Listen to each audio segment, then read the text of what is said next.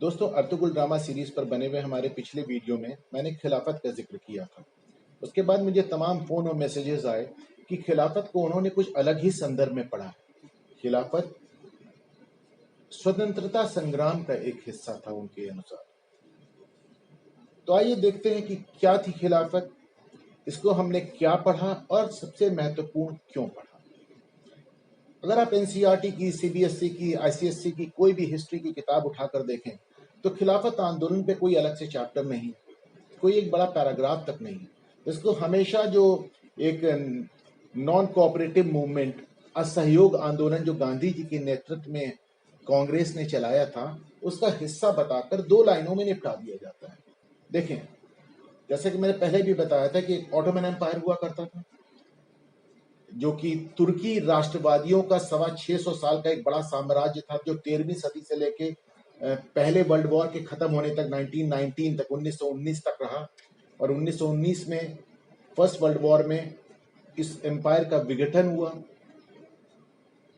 इसके चलते जो उस समय ऑटोमन एम्पायर के जो हेड थे खलीफा अब्दुल हमीद द्वितीय। आज खलीफा कौन होता है? खलीफा जैसे कि पैगंबर मोहम्मद के जमाने से जो मुस्लिम कौम के नेता उन्हें खलीफा कहा गया, उस पूरी व्यवस्था को खिलाफत कहा गया। तो उस समय जो खलीफा थे अब्दुल हमीद द्वितीय, उनको तुर्की आर्मी ने एक रिवोल्ट करके दरकिनार कर दिया। 1924 में फाइनली खिलाफत उन्होंने खत्म कर दिया और खलीफा को देश निकाला दे दिया। तो 1919 में जब उनको दरकिनार किया गया, तुर्की आर्मी जो कि मुस्तफा कमाल पाशा के नेतृत्व में काम कर रही थी, तो उस वक्त उस खलीफा अब्दुल हमीद द्वितीय ने एक पैन इस्लामिक अपील जारी की। यानी उसने दुनिया भर के मुसलमानों से एक अपील की कि आप सब लोग मिलकर आंदोलन करें और खिलाफत बचाएं। खिलाफत बचाएं यानी पूरी दुनिया के मुसलमान एक झंडे के तले आए और वो कहें हमें खलीफा चाहिए और खलीफा ही हमारा नेता होगा दुनिया भर के मुसलमानों का। उनकी इस अपील का बाकी सब मुस्लिम ममालिक पर तो कोई असर नहीं हुआ, पर Hindustan, and I am talking about undivided India, क्योंकि तब तक मुल्क का विभाजन नहीं हुआ था। तो जब मैं हिंदुस्तान की बात करता हूं तो उसमें पाकिस्तान और बांग्लादेश भी शामिल है। तो उस समय हिंदुस्तान के मुसलमानों पे उसका थोड़ा बहुत असर हुआ। हिंदुस्तान के मुसलमानों का खलीफा से और खिलाफत से हमेशा से एक इमोशनल अटैचमेंट रहा है। यानी अकबर और बाबर के जमाने में भी आप पढ़ते हैं कि किस तरह वो खलीफा को गिफ्ट भेजा करते थे। टीपू सुल्तान ने तो यहाँ तक कि खलीफा को चिट्ठी लिखी थी कि वो खलीफा उनको, यानी कि टीपू सुल्तान को, इस खित्ते में, इस हिस्से में अपना नुमाइंदा घोषित कर दे। तो साहब 1919 में मुंबई में एक खिलाफत कमेटी बनी। इस खिलाफत कमेटी को बनाने वाले 4 मौलाना थे। मौलाना मोहम्मद अली जौहर, वही जौहर जिनके नाम पर रामपुर में आजम खान ने जौहर विश्वविद्यालय बनाया, उनके भाई मौलाना शौकत अली, फिर मौलाना हसरत मोहानी। मौलाना हसरत मोहानी एक प्रोग्रेसिव राइटर और शायर हुआ करते थे। आप में से ज्यादातर लोगों ने उनकी एक बड़ी फेमस गजल सुनी होगी जो कि बी.आर. चोपड़ा साहब ने निकाह फिल्म में इस्तेमाल की है, चुपके चुपके रात दिन आंसू बहाना याद है। मौलाना हसरत मोहानी का दिया हुआ एक स्लोगन, एक नारा आज भी फिजाओं में गूंज रहा है, इंकलाब जिंदाबाद।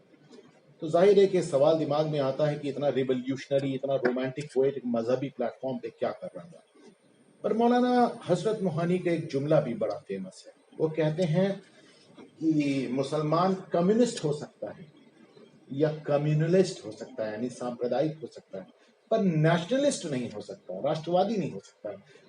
इसके पीछे एक उम्मत की अवधारणा है जो कि कहती है कि मुसलमान पूरी दुनिया में पहले भी एक उम्मत को कॉन्स्टिट्यूट करते हैं और वो किसी एक ज्योग्राफिकल एरिया में बंध के नहीं रह सकते। ये बात डॉक्टर बी.आर. अम्बेडकर ने इस किताब पाकिस्तान, भारत के विभाजन में कही है। उन्होंने कहा है कि इस्लाम किसी सच्चे मुसलमान को ये परमिशन ही नहीं देता कि वो किसी एक मुल्क का वफादार होकर रह सके। मेरे शब्द नहीं है, ये हमारे संविधान रचयिता डॉक्टर अंबेडकर के वर्ड्स हैं। बहरहाल, तो खिलाफत कमेटी पे लौटते हैं। इसके जो चौथे मेंबर थे मौलाना अबुल कलाम आजाद। जी हाँ, वही आजाद जो स्वतंत्रता के बाद भारत के पहले शिक्षा मंत्री थे।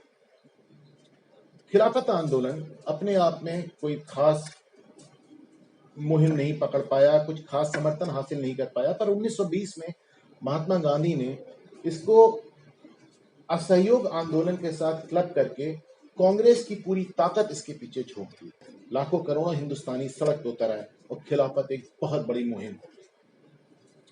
गांधी जी अफ्रीका से लौटे थे और उनका अपना मानना था कि केवल हिंदुओं के भरोसे आज़ादी हासिल नहीं हो सकती और उनको खिलाफत आंदोलन में हिंदू मुस्लिम एकता की गुंजाइश नजर आई। इसके अलावा गांधी जी डेफिनेटली हिंदू और मुसलमानों दोनों के एक छत्र नेता भी होना चाहते थे। याद रखें, क्योंकि तब तक मुस्लिम लीग बन चुकी थी, मोहम्मद अली जिन्ना जैसे लोग भी राजनीतिक परिदृश्य पे मौजूद थे। गांधी जी की नीति कामयाब भी रही, थोड़े समय के लिए लेकिन रही। तो गांधी जी को हिंदू और मुसलमानों दोनों का बहुत अपार समर्थन हासिल हुआ और सो मच सो कि मुस्लिम लीग में ही जिन्ना दरकिनार हो गए। वो अपने आप को उपेक्षित महसूस करने लगे और वो वापस इंग्लैंड जाके प्रैक्टिस करने लगे, जहां से 30 के दशक में उन्हें बनाकर वापस लाया गया। बहरहाल, गांधी जी के खिलाफत आंदोलन के समर्थन के फैसले को मुख्यतः 3 लोगों ने विरोध किया। पहले बाल गंगाधर तिलक, वही तिलक जिन्होंने पूर्ण स्वराज की मांग की थी, पर उनकी मृत्यु हो गई। दूसरे सुभाष चंद्र बोस, पर बोस से तो गांधी जी की कभी भी नहीं बनी। और तीसरे फाइनली खुद मोहम्मद अली जिन्ना, जिन्होंने कहा कि खिलाफत आंदोलन को समर्थन देना मुस्लिम कट्टरवाद को बढ़ावा देना है। पर गांधी जी ने किसी की नहीं सुनी। वो हमेशा मौलाना मोहम्मद अली जौहर की बात उन्होंने सी, और मौलाना मोहम्मद अली जौहर के लिए गांधी जी का बड़ा एक फेमस बयान है कि मुझे मौलाना मोहम्मद अली जौहर से पहली नजर में इश्क हो गया, लव एट फर्स्ट साइट। इस खिलाफत आंदोलन के मोटे मोटे 4 असर देखने में आए। पहला, हिजरत आंदोलन। बड़ी इंटरेस्टिंग बात है कि एक बड़ी भारी एक घटना 1920 में हुई जिसको हमारा इतिहास की किसी भी किताब में उसका जिक्र नहीं है। क्या था ये हिजरत? 1920 में एक मौलाना ने फतवा दिया, एक सच्चे मुसलमान को दारुल हर्ब छोड़ के दारुल इस्लाम चला जाना चाहिए। दारुल हर्ब यानी वो इलाका, वो मुल्क, वो राज्य जहां पे एक जो इस्लामी राष्ट्र नहीं है, और दारुल इस्लाम वो जगह जहां इस्लामी शासन लागू है। यानी उन्होंने कहा कि हिंदुस्तान दारुल हर्ब है क्योंकि यहाँ इस्लामिक शासन नहीं है। यहाँ के मुसलमानों को हिजरत करके, मूव करके अफगानिस्तान चला जाना चाहिए, जहाँ पे दारुल इस्लाम है, जहाँ इस्लामी शासन लागू है। ये फतवा देने वाले कोई और नहीं, मौलाना अबुल कलाम आजाद थे। जाहिर है, जब बाद में स्वतंत्रता के बाद आजाद एक सेकुलर इंडिया के, एक धर्मनिरपेक्ष भारत के पहले शिक्षा मंत्री बने। धर्मनिरपेक्ष भारत यानी उनकी नजर में जो उन्होंने पहले ही भारत को दारुल हर्ब यानी गैर इस्लामी राष्ट्र घोषित कर रखा था। तो शिक्षा मंत्री बनने के बाद मौलाना अबुल कलाम आजाद डेफिनेटली नहीं चाहते थे कि 25-30 साल पहले जो उनका एक कट्टरपंथी रवैया था वो आने वाली नस्लें जाने। तो उनकी नीतियों के चलते इस हिजरत आंदोलन को तो सिरे से गायब कर दिया गया और खिलाफत आंदोलन को भी 2 लाइनों में निपटा दिया।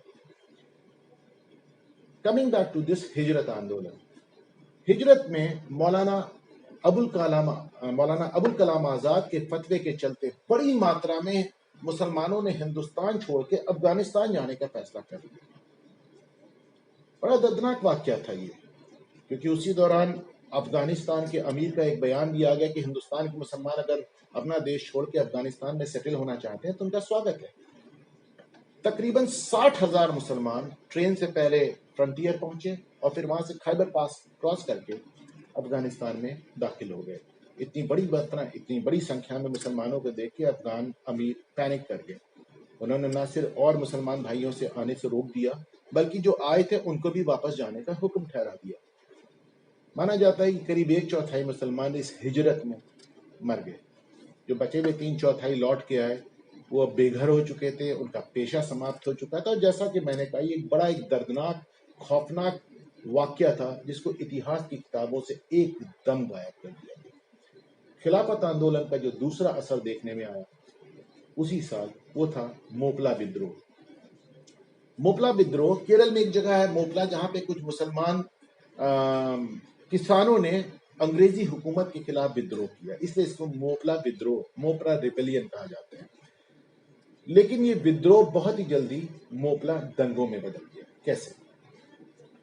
इन किसानों ने अंग्रेजी हुकूमत के खिलाफ विद्रोह किया और उस पूरे इलाके को स्वतंत्र राष्ट्र घोषित कर दिया। इसके साथ ही उन्होंने ये भी कहा कि यहाँ पर खिलाफत लागू होती है। ये पूरा एरिया तुर्की में बैठे उस खलीफा के अधीन है। खिलाफत के झंडे वहां लहराने लगे और देखते ही देखते वहां पे जो हिंदू पॉपुलेशन थी उसके साथ मारकाट शुरू हो गई। हमारे संविधान रचयिता डॉक्टर अंबेडकर पाकिस्तान भारत के विभाजन इस किताब में लिखते हैं, वैसे ऑफिशियली माना जाता है कि वहां पे 50,000 मारे गए, लेकिन डॉक्टर अंबेडकर कहते हैं कि इसकी गणना करना ही संभव नहीं है कि कितने हिंदुओं को वहां कत्लेआम हुआ। डॉक्टर अंबेडकर कहते हैं कि हजारों हिंदू मारे गए, हजारों का धर्म परिवर्तन हुआ, हजारों हिंदू औरतों का बलात्कार हुआ और यहां तक कि गर्भवती औरतों के पेट चीर दिए गए, सैकड़ों मंदिर गिरा दिए गए। और मेरी जानकारी के अनुसार ये पहला रिकॉर्डेड ऑफिशियल हिंदू मुस्लिम दंगा था। ये खिलाफत का एक बाई प्रोडक्ट था। खिलाफत का तीसरा बाई प्रोडक्ट और भी बड़ा था। खिलाफत आंदोलन 1922 में समाप्त हो गया। इसके बाद गांधी जी ने मौलाना मोहम्मद अली से अपना इश्क निभाते हुए उनको भारतीय राष्ट्रीय कांग्रेस का प्रेसिडेंट बना दिया, पर इतना बड़ा पद भी मौलाना मोहम्मद अली को रोक नहीं पाया और मौलाना अपने भाई मौलाना शौकत अली के साथ कांग्रेस छोड़ के मुस्लिम लीग में चले गए और पाकिस्तान के सबसे बड़े पैरोकार बने। और यहीं से हम देखते हैं कि पाकिस्तान के लिए एक आंदोलन पिकअप करता है और जो जाके फाइनली 1947 में मुल्क के बंटवारे पे खत्म होता है, जब पाकिस्तान वजूद में आता है। और इसका चौथा बाई प्रोडक्ट खिलाफत आंदोलन का जो हम देखते हैं कि हिंदुस्तान के मुसलमानों के अंदर ये फीलिंग घर कर जाना कि हम एक पूरी वैश्विक इस्लामिक उम्मत का हिस्सा हैं। हमारी जड़ें, हमारा धार्मिक नेतृत्व, हमारा राजनीतिक नेतृत्व यहां ना हो कि तुर्की में, अरब में, किसी मुस्लिम मुमालिक में। इसकी झलक आज भी यदा कदा नजर आ जाती है। अभी हाल में CAA के खिलाफ जो एजिटेशन हुआ था वो इसी का एक प्रतीक था। पाकिस्तानी कमेंटेटर हसन निसार साहब कहते हैं कि जो नस्लें तारीख को मस करती हैं, तारीख उनको मस कर देती है। यानी जो मुल्क, जो लोग अपने इतिहास को झुठलाते हैं, उसको नकारते हैं, इतिहास उनको दफन कर देता है। इन वीडियोस बनाने का मेरा भी यही मकसद है कि जो ऐतिहासिक तथ्य हैं, जो हिस्टोरिकल सच है, वो बिना कलरिंग के एज इट इज आपके सामने ला सकूं। इनका कंक्लूजन क्या होगा वो मैं आप पर छोड़ता हूं।